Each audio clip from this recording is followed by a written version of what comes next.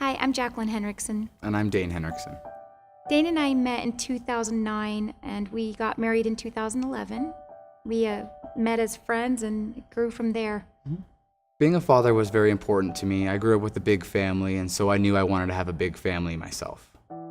Meeting Dane changed my world completely, especially, knowing the fact that with my past and medical history, I ended up, discovering that I would have a very difficult time having a child. And so it caused a lot of heartache knowing that I might not ever be able to provide that for Dane.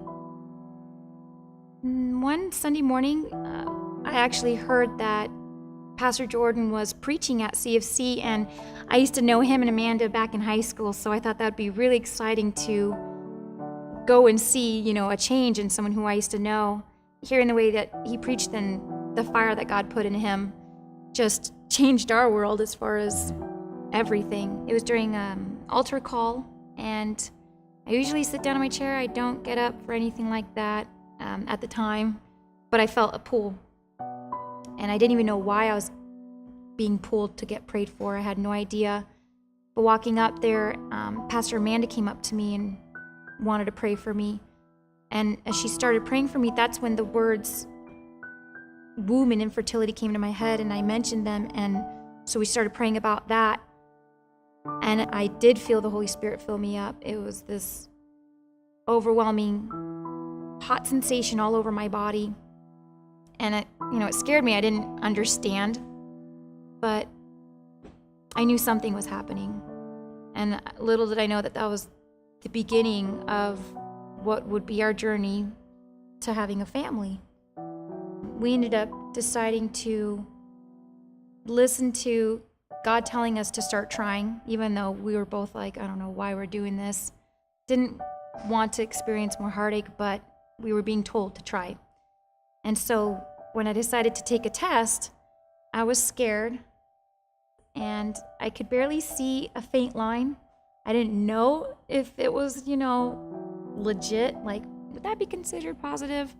So I ended up calling my twin sister, and so she actually drove all the way out to Boise to see the stick, and she came out of the car, and I brought the stick up to her, and I was like, what do you see? And I didn't know if I was just having high hopes, but she saw it, and she saw the second line too, and she just gave me this big grin and gave me this giant hug, and that's when I knew the realization that, oh my goodness, I think I'm pregnant. And it hit me.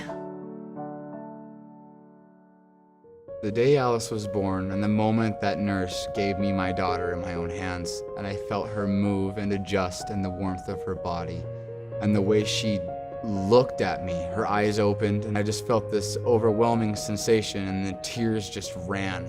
And I just felt like it was this impossible feat that we finally overcome, and there she was. All I could do was thank God, for the blessing of being able to actually have her. She was just beautiful, and she was mine, and she was finally here.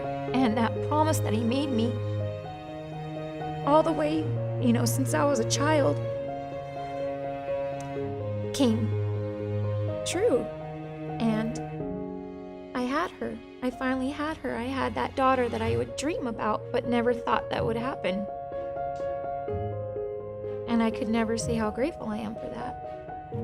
And we're so thankful for CFC, for being there for us. It's the family that we never want to leave.